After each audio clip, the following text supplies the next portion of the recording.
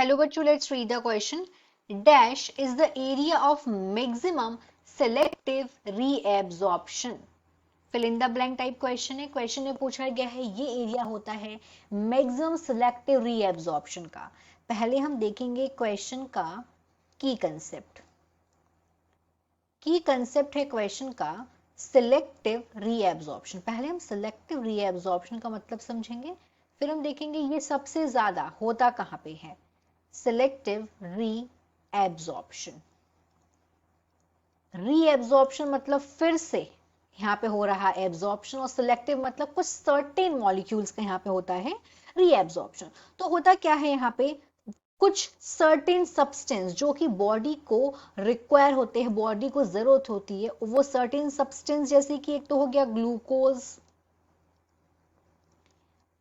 Amino acids, glucose amino acids,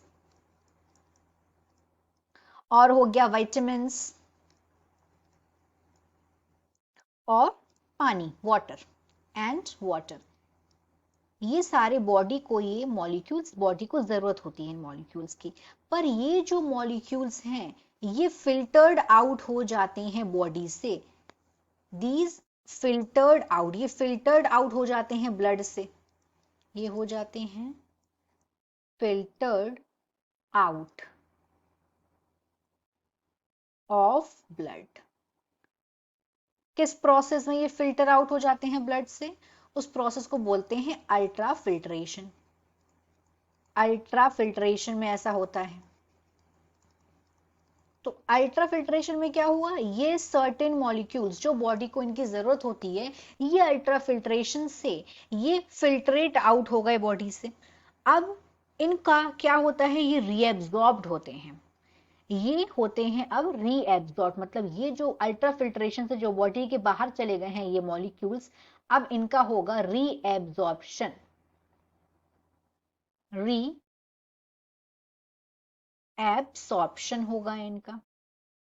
और ये जो रीएब्जॉर्प्शन है ये सर्टेन सब्सटेंस का ही होगा. These are the certain substance, इसीलिए इनको बोलते हैं selective reabsorption. So this is the meaning of selective reabsorption. अब समझते हैं कि सिलेक्टिव रीएब्जॉर्प्शन यहाँ पे कहाँ हो रहा है. ये हो रहा है नेफ्रॉन्स में. नेफ्रॉन्स क्या होता है, ये होती हैं किडनी की फंक्शनल यूनिट. मतलब किडनी में ईच किडनी, दो किडनी होती है, बीन शेप्ड किडनी होती है. दो किडनी में मिलियंस ऑफ नेफ्रॉन्स प्रेजेंट होते हैं. तो नेफ्रॉन्स के पास एक तो होता है डी, इंडेफ्रॉन्स के पास होता है एक पीसीटी. पीसीटी इसका हम फुल फॉर्म लिखते हैं. पीसीटी का फुल फॉर्म है प्रॉक्सिमल कॉन्वोल्यूटेड ट्यूब्यूल. का फुल फॉर्म होता है प्रॉक्सिमल कॉन्वोल्यूटेड ट्यूब्यूल, होता है पीसीटी का फुल फॉर्म. अब प्रॉक्सिमल कॉन्वोल्यूटेड ट्यूब्यूल में क्या होता है, इसमें होती है माइक्रोविलाई प्रेजेंट. इनमें ये लाइंड होता है, प्रॉक्सिमल कॉन्वोल्यूटेड ट्यूब्यूल जो है ये लाइंड होता है सिंपल स्क्वामस एपिथेलियम से और ब्रश बॉर्डर माइक्रोविलाई, इस तरीके से ये प्रेजेंट होती है.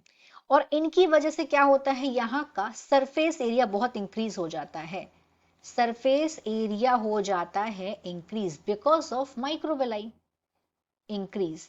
और जब सरफेस एरिया इंक्रीज होगा तो इससे क्या होगा, यहाँ पे मैक्सिमम ज्यादा होगा, यहाँ पे active number of active and passive transportation protein का ये ज्यादा होगा. मतलब यहाँ पे रीएब्जॉर्प्शन ज्यादा होगा क्योंकि यहाँ पे सरफेस एरिया इंक्रीज हो चुका है.